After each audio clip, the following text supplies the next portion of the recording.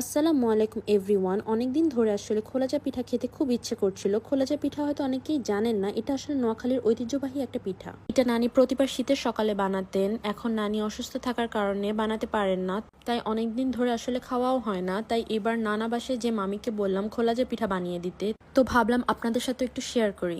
তো একটা বাটিতে 2 চামচ চালের গুঁড়া নিলাম। এবার 2 কাপ পানি নিয়ে চালের গুঁড়াকে ভালোভাবে পানির সাথে স্টার করে নিলাম। এবার 2টা ডিম আর একটু লবণ দিয়ে আবারও স্টার করতে করতে একটা থিক ব্যাটার বানিয়ে ফেললাম। এদিকে মামি মাটির খোলাটাকে চুলায় গরম করতে দিল। গরম হওয়ার সাথে সাথে পিঠার ব্যাটারটাকে দিয়ে দিল।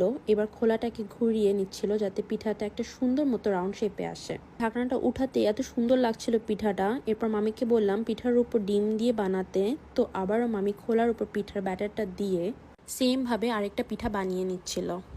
আর একটা ডিমকে ফেটে নিয়ে এভাবে পিঠার উপর সুন্দরভাবে দিয়ে দিল। ঢাকনা দিয়ে কিছুক্ষণ ঢাকা